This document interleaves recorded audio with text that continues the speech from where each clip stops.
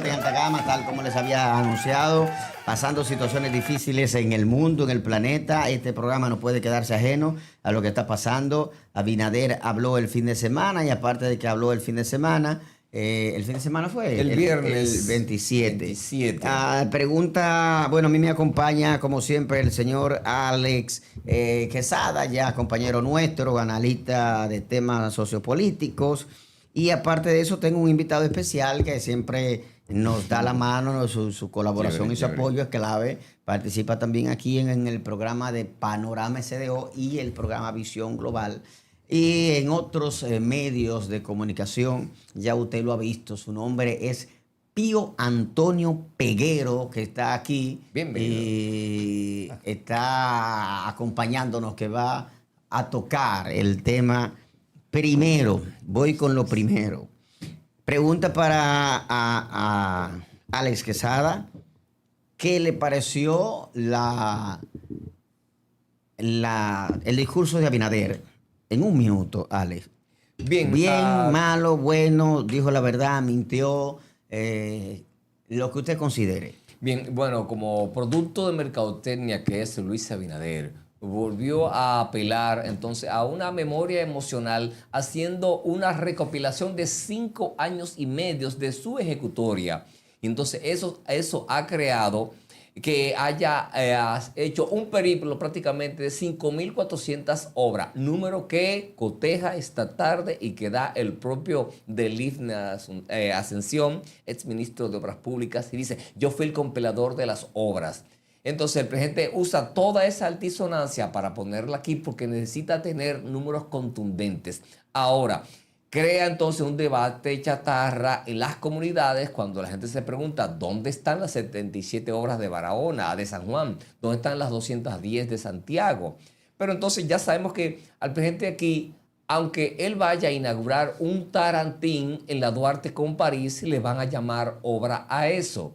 Cuando él deja de desatender una mesa de planeación con algún consejo de desarrollo y opta por irse a buscar una foto allí donde se está echando una pala de asfalto, eso se va a llamar obra también. Entonces, en esa diatriba, el gobierno siempre va a estar con produciendo estos escándalos innecesarios. La pregunta que le hice creo que no me la respondió.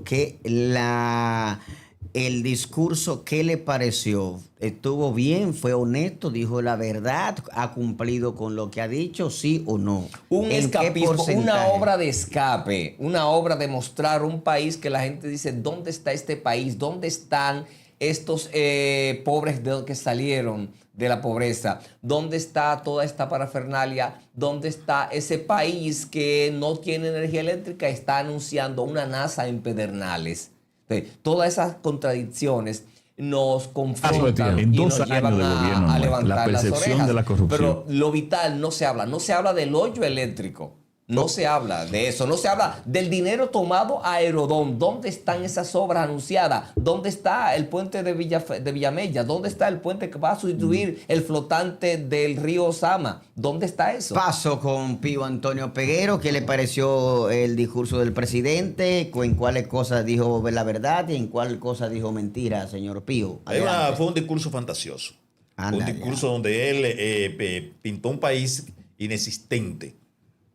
Bueno, yo pensé cuando él estaba hablando, yo estaba ahí mismo en el Congreso ese día.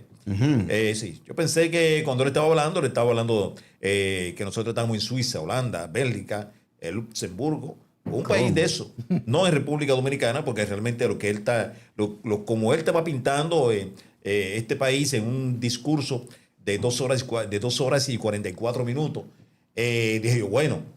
Este señor aparentemente no está gobernando República Dominicana, sino Suiza u Holanda.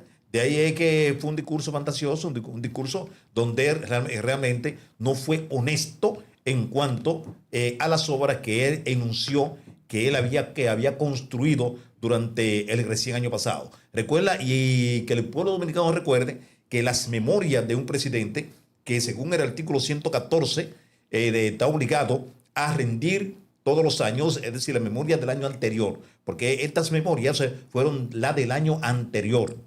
Y también, según el artículo 128, numeral 2, él está obligado a eso. Entonces, como tal, son las memorias de un año, no son las memorias de su trayectoria de gobierno, en este caso, de los 5 años de gobierno anteriores. Y eso fueron las obras que él mencionó. Eso fue lo que él Esas hizo. son las obras que él mencionó. No fueron las memorias Fue una del rendición 2025. de cuenta de, no. 5 años y medio. de No 5 fueron años y de medio. 5 años y medio. Eso fue lo que él hizo. Como tal, eso fue. Y prometió cosas nuevas. Sí, prometió muchísimas cosas que yo La sé que no va a misma cumplir. cosa que prometió la primera vez. Exactamente. Entonces, eso fue. Y además un discurso como de campaña. Entonces, entiendo que fue un discurso que estuvo fuera de lugar. Perfecto. Desde mi punto de vista. Perfecto. Te ¿Algo agrego, que agregar? sí, te agrego. Fíjate, en estas 4 o 5 rendiciones de cuentas de Abinader, hemos escuchado en más de 1 o 3 veces referirse a la presa de Montegrande. Presa de Montegrande. ¿Qué es lo que hay allí? ¿Qué pasó allí? ¿Qué hay allí? Allí lo que hay es un embalse de agua puesto ahí reteniendo agua. Pero todavía las obras colindantes para generación hidroeléctrica no hay. Canal regar la agricultura no hay. Y él entonces va a inaugurar las cosas por retazo. ¿Cuántas veces ha ido al muro fronterizo? Una obra inconclusa. Mencionó ahora la obra que están haciendo en el Centro Olímpico. Acabo de pasar por ahí y desde hace varias semanas todavía están podando árboles, empañetando, metiendo rejas, y él las da y va a tener que mencionarla en agosto. Ganará en el 2028 el PRM según su punto de vista y lo que y cómo va su tren gubernamental, o sea, por los hechos y por el buen o mal gobierno que haya hecho. Mira, ¿Ganará?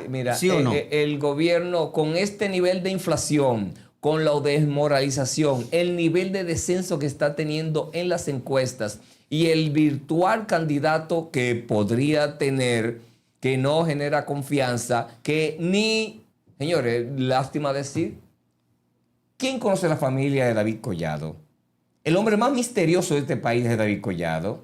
Yo dije en un momento determinado de que su apellido no era Collado, sino que hay un tema familiar ahí que yo conozco que no me gustaría tocar, pero que está muy vinculado él y sus orígenes a la familia que él representa. Con eso lo digo todo.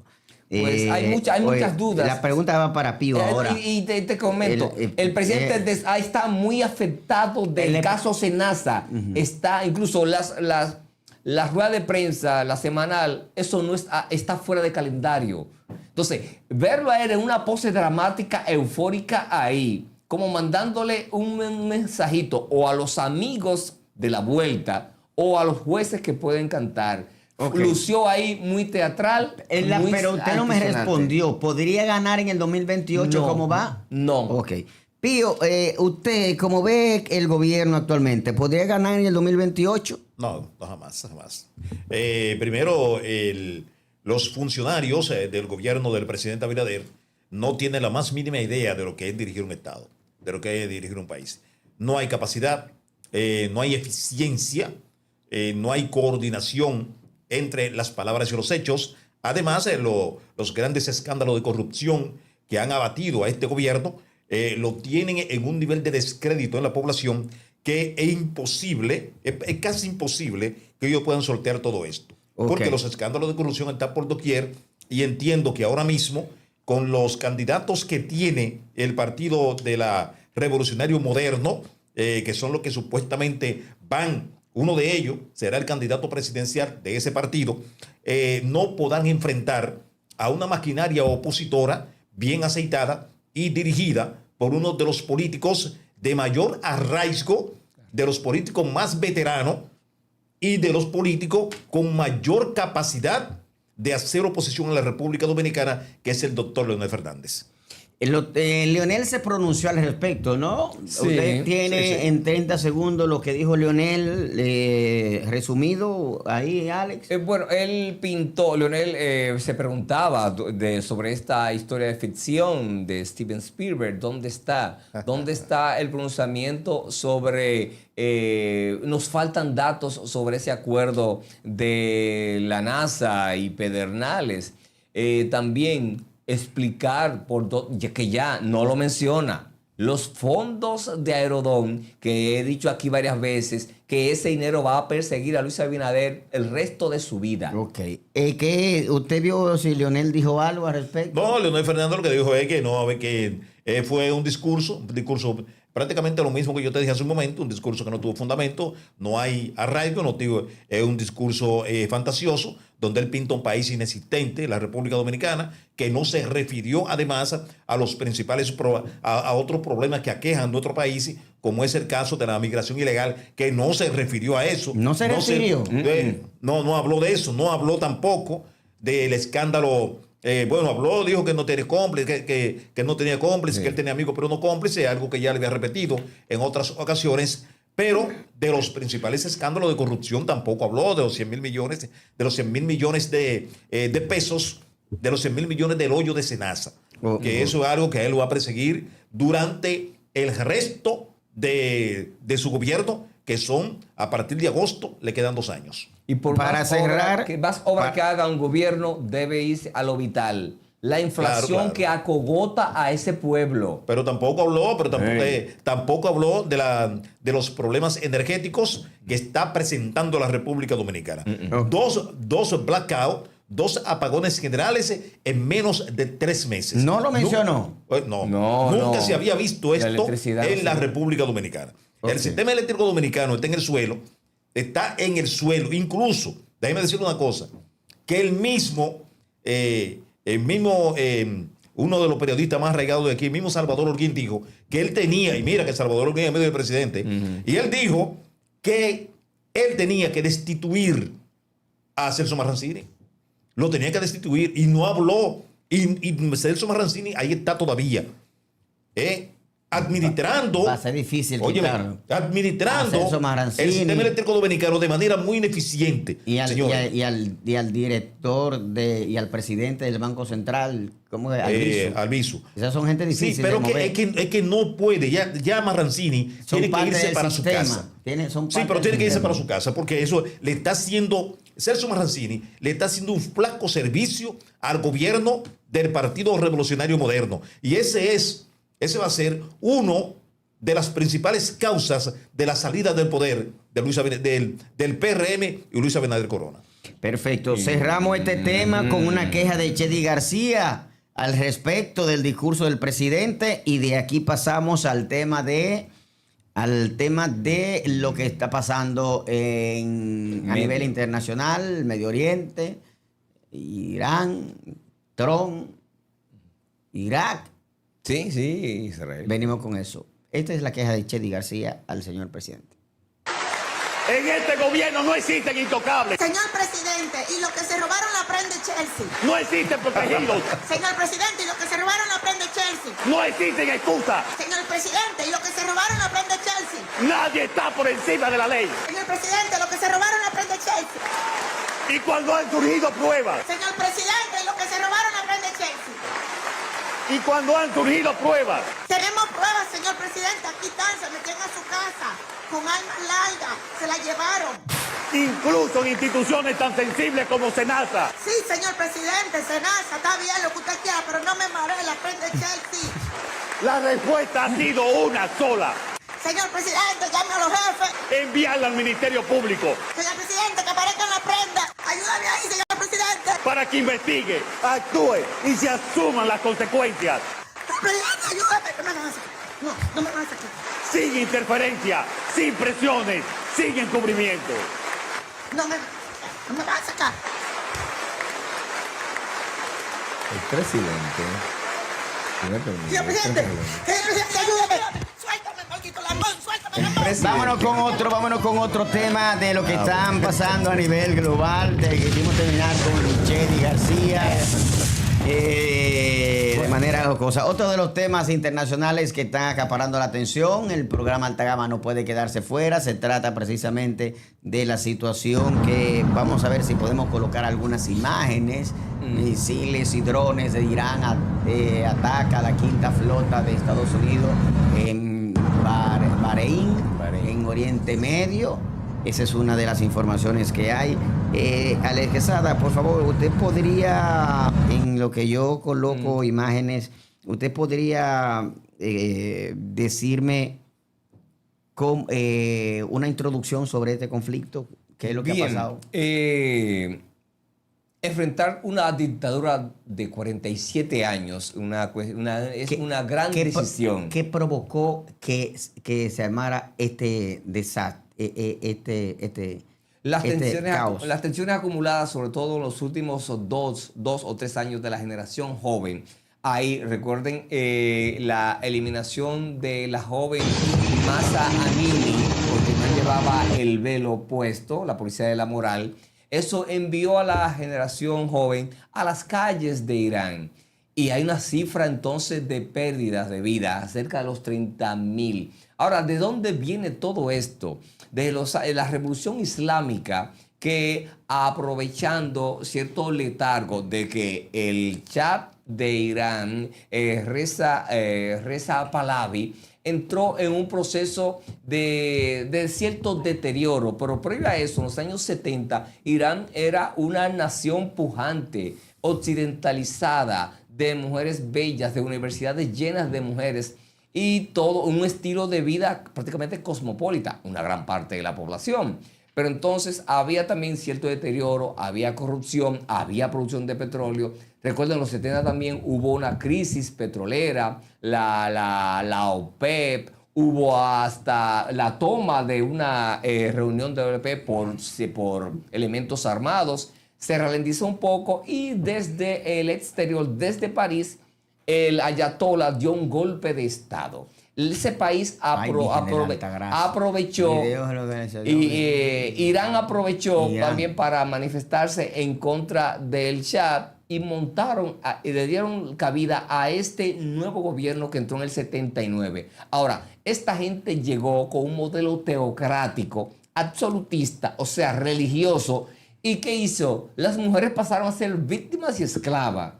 Las universidades censuradas, la prensa también. Los emblemas nacionales cambiaron el eslogan y el escudo. Todo eso se arabigó. O sea, se fue a planteamientos árabes y se impuso más el árabe que el farsi, que es realmente la lengua, porque ellos son persas. Entonces, los ayatolás llegaron con toda una metodología y una narrativa árabe y le impuso al país un nuevo himno, un nuevo estilo de cosas y una nueva constitución que no era la suya. Entonces quedaron atrapados en escoger ese régimen. Ahora, pasaron los años, las mujeres ya saben todo lo que se perdió, desde quitarle la ropa y meterle en este vestido medieval, la burka y toda esa vaina, y las cárceles llenas y donde hasta castigos desde latigazos, horca, y diariamente se ahorcaba normal. O sea, fue un desastre. La teocracia, un fanatismo religioso imponiendo leyes de horca y cuchilla ahí. Pío, ¿qué provocó que se armara esta guerra? Pero manéjeme los términos lo más neutral posible, porque estamos en YouTube y estamos en Alta Gama. O sea, manéjeme los términos, no como usted lo hace en Panorama, ni Visión Global, ni en los otros programas, sino los términos ligados a tragedia. Finidelay, conflicto. O sea, manéjemelo ahí.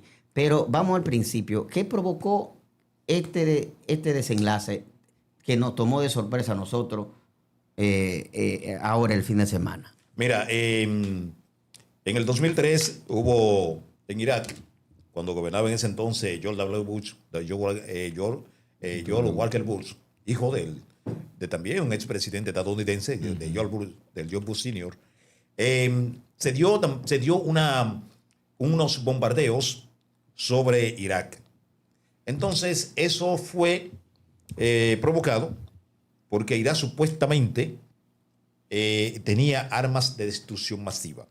Esas armas nunca se consiguieron, realmente no fue así. Irak no tenía armas de destrucción masiva. Eso fue cuando Saddam Hussein Correcto. Positivo. Bueno, ¿qué pasa? Ahora, el problema, las causas que evoca Estados Unidos prácticamente son las mismas en contra del régimen de los ayatolá que tomó el poder en 1979 derrocando al Shah de Irán, al Shah Mohammad Reza Pahlavi.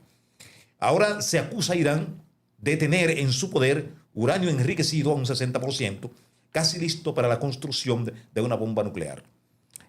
Cosa que los occidentales, encabezados por los Estados Unidos, no van a aceptar, no le van a aceptar a un régimen como Irán, que ellos han jurado barrer del planeta al Estado de Israel. El Estado de Israel, a pesar de que también es una potencia nuclear, Israel tiene alrededor de entre 90 y 100 ojivas nucleares y tiene capacidad para lanzar un ataque nuclear en contra de cualquier país del mundo.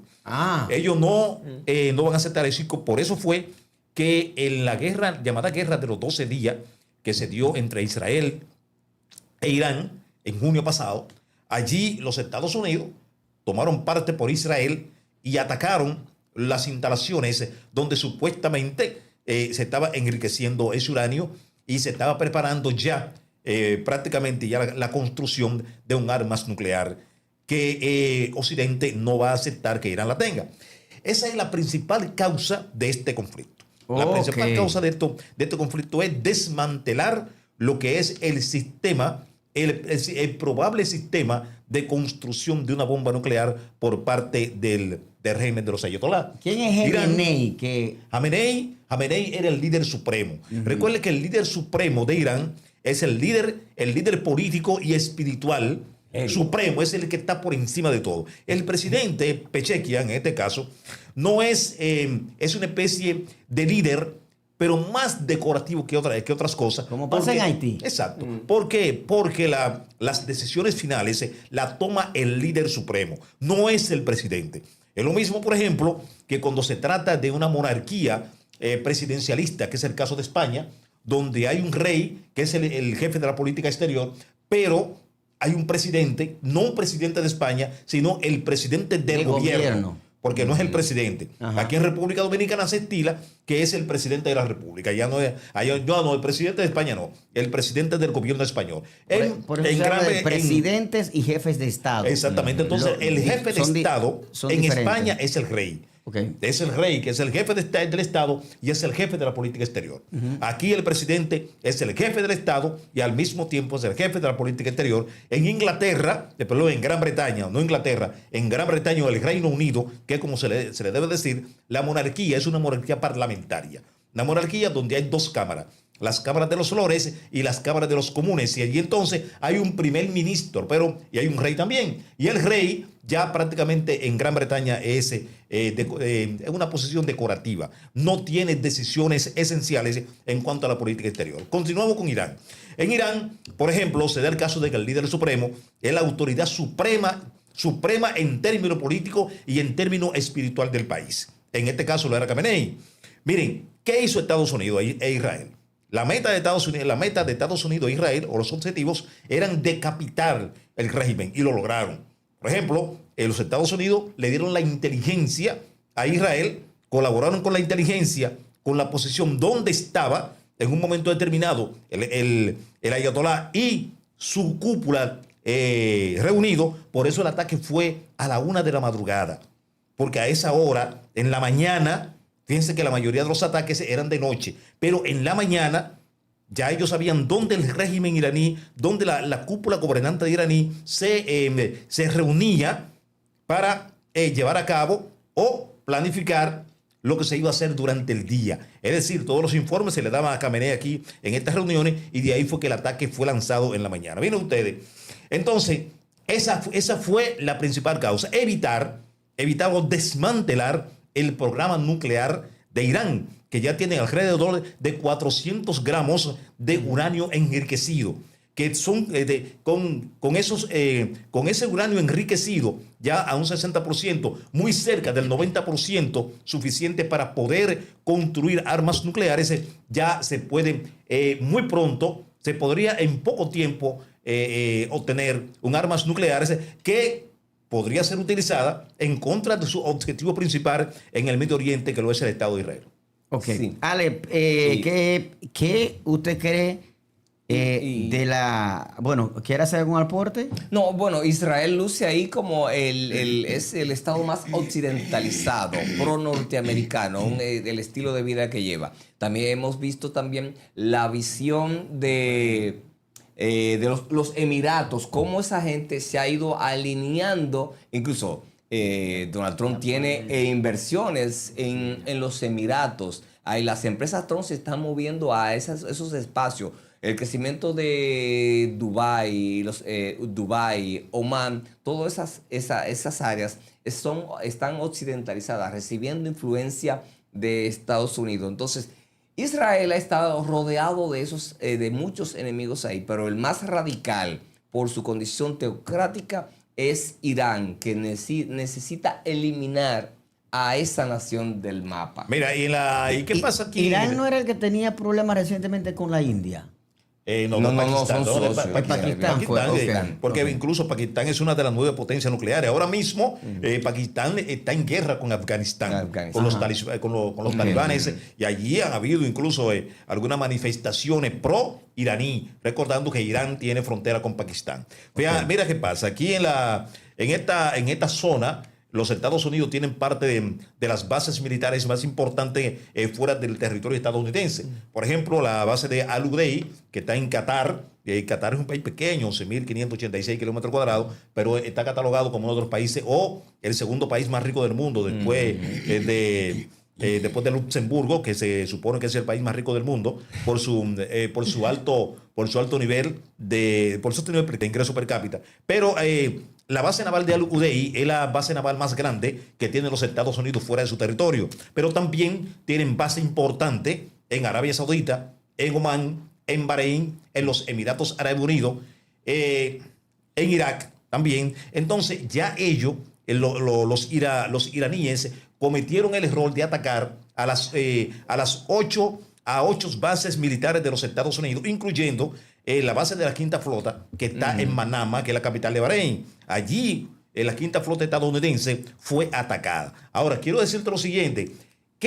¿Por qué Estados Unidos tiene tanto interés? ¿Por qué Estados Unidos tiene tanto interés en la zona del Golfo Pérsico? Miren, la zona del Golfo Pérsico, quiero decirle a ustedes, que es la zona más rica en carburante de todo el mundo. Y allí está uno de los estrechos, de los canales de más alta importancia para la cadena de suministro energético de todo el mundo, porque a través del estrecho de Hormuz circula el 20% de todos los 41 millones, 10.000 barriles de petróleo que circulan por todo el mundo diariamente. Eso es un estrecho que comunica el Golfo Pérsico con el Océano Índico. Tiene una longitud de 160 kilómetros, equivalente a 99 millas, y además tiene una anchura entre 33 y 50 kilómetros. Pero es el más importante en términos de carburante. Y los otros dos son el Canal de Panamá, que está aquí en América, que atraviesa Panamá y comunica el Atlántico con el Pacífico, y el Canal de Suez, que está en Egipto y tiene unos 193 kilómetros de longitud.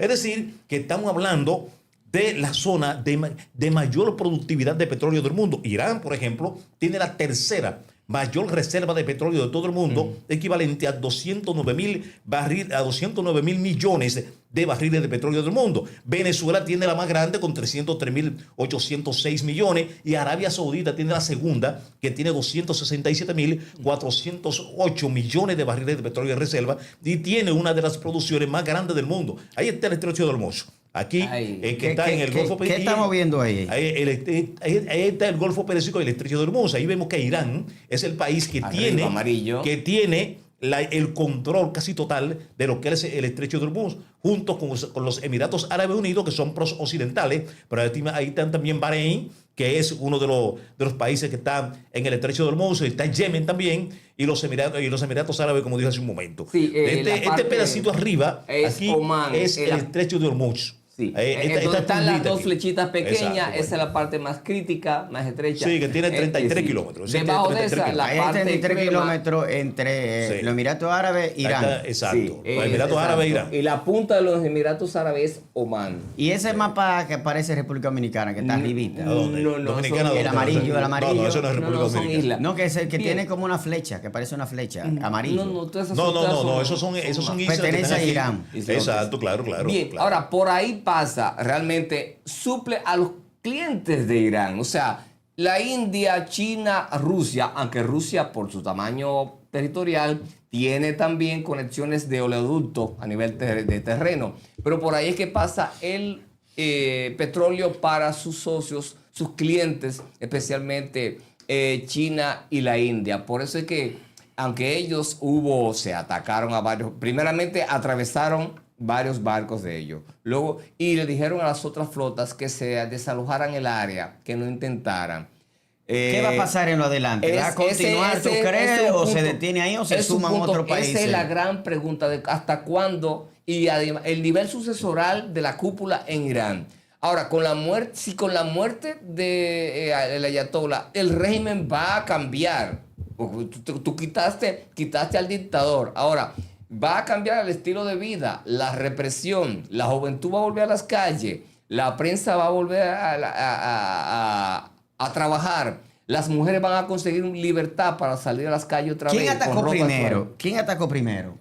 No, claro, el primer Estados Unidos lanzó el primer ataque. Ok. Lanzó ¿Y por qué? ¿Qué lo provocó? No, precisamente lo que provocó el ataque de los Estados Unidos, te dije hace un momento, que fue la intentona de Donald Trump de desmantelar el programa nuclear de Irán. Perfecto. Había Esa dudas es- con los eso es ataques lo de primero. junio, había Perfecto, dudas de que si perfecto. se eliminó, si Sí, no- claro, porque la Comisión de Energía Atómica Sí, sí. no daba por per se Pero el asunto. ahí, por ejemplo... Palabras que- finales de Pío Antonio Peguero. Palabras finales. Por ejemplo, los Estados Unidos mandaron, por ejemplo, para el bombardeo, el famoso bombardeo de la guerra de los 12 días, que el único avión que tenía la capacidad para poder salir de la base de Missouri, donde salió, recorriendo unos 11.294 kilómetros, que es la distancia existente entre los Estados Unidos e Irán, en línea recta, quiero decir en línea recta.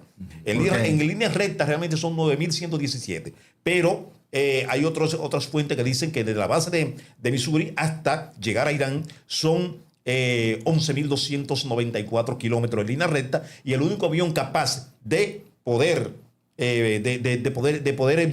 cargar la bomba GBU-57, la única que era capaz de romper el búnker que estaba a uno entre 60 y 100 kilómetros de profundidad, era esa bomba, la GBU-57, y el único capaz de llevar esa bomba era el B-2 Spirit, que es uno de los bombarderos más poderosos del mundo, junto con el B-52 Stratofortress y con el Cisne Blanco, que lo es el TU o el TU-160, que es uno de los bombarderos más poderosos del mundo y que pertenece a la flota aérea de la Federación Rusa. Palabra final, señor Alex Quesada, para usted. Bien. Nuevamente nos vamos a encontrar con los críticos de la administración Donald Trump, alegando que esto no pasó por el Congreso, pero es una acción rápida que debió hacerse. No puedes perder haciendo consultas previas, no. Y el Partido Demócrata también está muy desmejorado. Ya se habla de estampidas de 4 a 5 mil gente ya emigrando, yéndose del partido porque está perdido haciendo defensas estúpidas con fin solamente de atacar a Donald Trump. Y vamos a ver la izquierda desparpajada en muchas partes del mundo también atacando esta decisión, cuando el mundo, desde el sábado para acá, es un espacio mejor con un dictador menos. Gracias a todo el público por ver el Alta Gama. Agradecerle a Pío Antonio Peguero por su participación en el día de hoy. Siempre dispuesto a colaborar con Alta Gama y con lo que se le solicita. Ahí está su cuenta de Instagram, Peguero Antonio 86. O es Pío Antonio Peguero, ¿no? No. @Peguero Antonio 86. Perfecto. Síganlo en las seguir redes otra vez. sociales para que le den seguimiento todo al almanaque humano, la la enciclopedia, la nueva enciclopedia de este tiempo, Pío Antonio Peguero, y gracias a Alex Quesada por tocar este tema a profundidad. Bien. Como siempre, agradecido de la audiencia, agradecido del público por estar ahí, y ya no tenemos tiempo, tenemos que finalizar, y concluyo, como concluyo ahorita, con una declaración siempre de alguien famoso con relación a la situación. En esta oportunidad, escuchen esto. Nos levantamos hoy en una guerra con Irán, porque Trump ordenó María Celeste. bombardeos en Irán en el medio de la noche, sin aprobación del Congreso, sin aliados, excepto Israel, que obviamente es su mejor amigo, el mercenario Netanyahu, y sin aliados porque los europeos no quieren saber de Trump por la forma en que los ha tratado. Y nos hemos lanzado en esta guerra a pesar de que los generales de Trump, los más importantes, le dijeron que no estaban aconsejando un ataque contra Irán porque Estados Unidos ha gastado tantos armamentos en lo que ha sido ayudar a Ucrania y en ayudar a Israel en sus ataques contra Gaza, que no tiene el armamento que debería tener en caso de que Irán pues lleve esto a una guerra que dure más tiempo, si fuese el caso, que es un escenario que hay que contemplar y considerar, por supuesto. Ya de hecho Irán empezó a atacar bases estadounidenses en el Golfo, bases militares estadounidenses en el Golfo. Así que no sabemos a dónde nos va a llevar esto, pero lo importante es saber que Trump, el que se quiere ganar el Nobel de la Paz, nos está llevando una vez más a conflictos bélicos sin aprobación del Congreso. Y el Congreso, como es republicano, está calladito. Pues adivinen que por ahí vienen las elecciones de medio tiempo en noviembre. Asegúrense de tener sus documentos en orden para poderlos presentar. Asegúrense de tener un pasaporte, asegúrense de tener su acta de nacimiento y si son mujeres, asegúrense de tener un documento que las identifique con su apellido de casada. Porque si no, Trump no va a permitir que voten. Ay, esa legislación viene. Pero ella, ¿cómo ella me pondera el 7 de octubre cuando Israel en medio de un festival fue atacado y eliminaron a esas personas, esa juventud? Gracias a los dos por estar aquí. Nos encontramos mañana a las 7:30 de la noche, el nuevo horario de Alta Gama. Y mañana martes a las 10 de la noche, el innombrable Hater Show, uno detrás del otro. Así que no se lo pierdan. Gracias. Y Flaco, ¿el segundo tú lo tiraste? Pues entonces nos encontramos mañana. Chao. Invitamos a cualquier persona, ya sea física o jurídica, que se sienta afectada o considere que su moral ha sido vulnerada por los conceptos expresados en este contenido, a ejercer su derecho a réplica. Les ofrecemos la oportunidad de acudir al mismo espacio para desmentir, aclarar o presentar su perspectiva sobre el tema. Un mensaje de Obandi Camilo y Alta Gama.